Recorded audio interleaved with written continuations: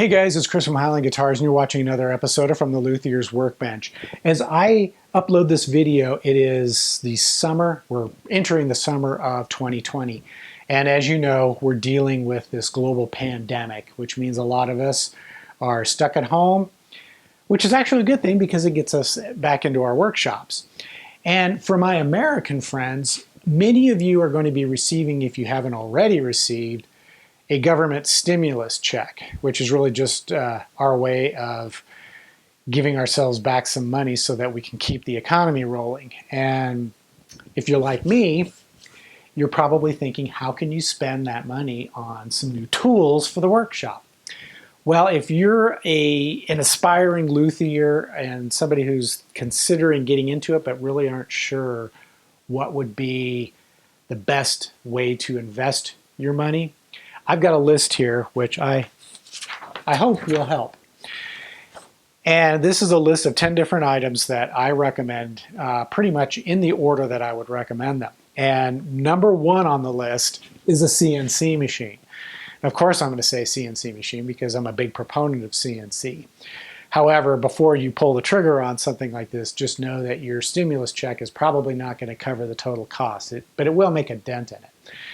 However, with CNC, once you have tackled the learning curve that's involved, you'll find that a CNC is absolutely indispensable. And you can do amazing things with a CNC machine that you can do so much faster and so much more efficiently than you can using traditional hand tools. But like I said, it will take a significant investment of time to tackle the learning curve on how to use one.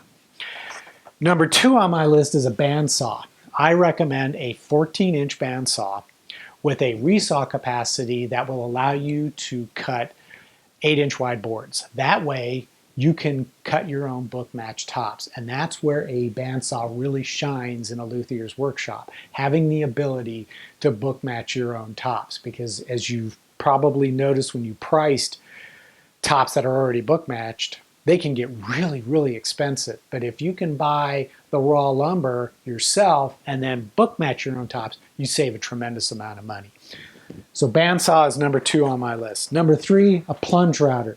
This is extremely valuable if you're not going to go the CNC route, because with a plunge router, you can route the perimeter shape of a guitar body. You can also cut all your pockets and cavities. You can even use it to do some shaping on the guitar neck with the right bits. So you definitely want to consider a plunge router. And I would recommend one that's 2.5 to 3 horsepower with a chuck that will accept up to a 1/2-inch router bit. So definitely consider a plunge router.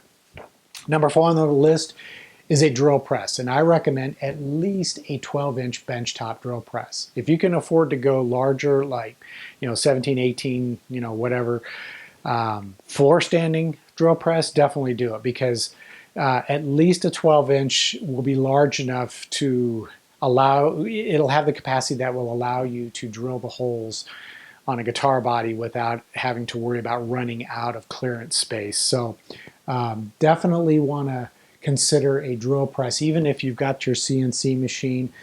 A drill press is just a faster, more efficient way to drill perfectly straight holes. And you can also use it with drum sanding attachments, grinding attachments, safety planers. There's a whole host of different kinds of bits that you can use with it that expand out its usability. Number 5 on my list is an HVLP spray system.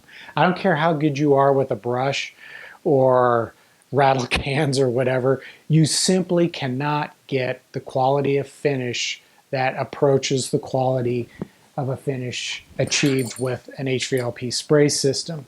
And HVLP stands for high volume, low pressure, and it's a way of depositing your finish onto the guitar body or guitar neck so that there's very little overspray. And that makes them very useful in home workshop settings where you may not have a dedicated spray booth. And I use an inexpensive Earl X 5500. It's served me very well for, the last 10 years, and I can't recommend it enough. But you can also step up to even higher quality HVLP systems. Typically what you would be looking for is the number of stages, and the Earl-X is, I believe, a 2-stage system, but you can go up to 4, even 5 and 6-stage systems, which get really expensive, but they do amazing quality finishes. So HVLP spray system, definitely worth considering if you want flawless finishes and you want to achieve them in as fast as possible.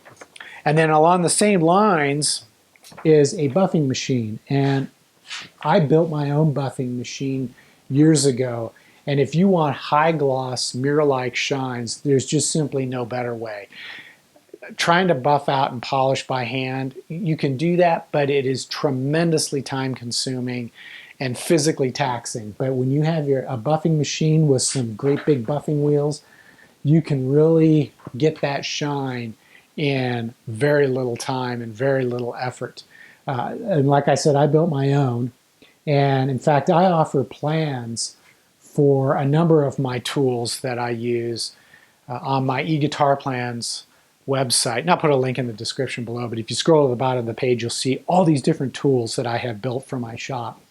And you can purchase the assembly manuals for those, and they will explain all the hardware you need, all the dimensions, everything you need to know to build the different machines that I use. So, and it's also a way to help support me. I don't do the begging on Patreon or GoFundMe or any of that stuff. I want you to get something in return. So if you want to, head over there to eguitarplans.com and check them out. Number 7 on my list is a planer, and I use a 13-inch rigid planer. There's a whole bunch of different planers made by different manufacturers that I think are all based on the same design, probably coming out of the same factory overseas. If possible, I would recommend at least 13-inch capacity, but I would also recommend that you consider investing in a helical planer. Now that's going to probably double the price of the planer, but having a helical planer allows you to plane down figured wood without tearing out pieces of the surface, which is common with straight blade planers. But having a planer will allow you to perfectly true up those top and bottom surfaces of your blanks before you start to carve your fretboards, your guitar necks, and your guitar bodies. So definitely consider a planer. And then at number 8 is a joiner. And I use just a simple 6-inch benchtop joiner. I don't need anything larger than that. That's plenty big enough to handle the type of joining tasks that I need to do when preparing blanks for guitar necks, guitar bodies, and that sort of thing. So definitely consider a joiner. At number 9, a random orbital sander. Now you're probably thinking, wow, that's kind of a basic tool. You can buy these things for really cheap. Well, I recommend that you consider a random orbital sander that has variable speed capacity, and the higher the quality, the better it's going to work. And the reason why I'm recommending this is because the technology behind the discs that we use on these random orbital sanders has really advanced itself over the last couple of years, and there are some incredible sanding discs available. And I'm talking about, some of the net type discs and some of the foam pad cushion discs available in a wide range of grits. And with those type of abrasives and a random orbital sander, you can achieve amazing surface finish with very little effort. And as most luthiers will tell you, they hate sanding. And this is a great way to reduce that to something that's almost an afterthought, and can actually be somewhat pleasurable. And then finally, at number 10 on my list is my drum sander. And a drum sander is really useful for luthiers, especially guys who are building acoustic guitars, because it allows you to achieve a final thickness on wood that's much, much thinner than what you can achieve with a planer. So if you're looking to do boards 1/8 of an inch thick or less, a drum sander is the best solution for achieving the final thickness of boards that thin. And if you already happen to have a planer that is equipped with straight blades instead of a helical blade, a drum sander will be a good choice in your shop as a way to surface highly figured woods that you might be a little bit too concerned about running through a planer. Because if you've ever run, quilted or flamed maple through a straight blade planer, you know they can tear out pieces of the wood. A drum sander will allow you to achieve the final thickness and to get that surface nice and smooth without worrying about destroying an expensive piece of wood. So that's basically the tools that I would recommend you consider if you're looking at getting into the world of building guitars and you've got that stimulus check just burning a hole in your pocket.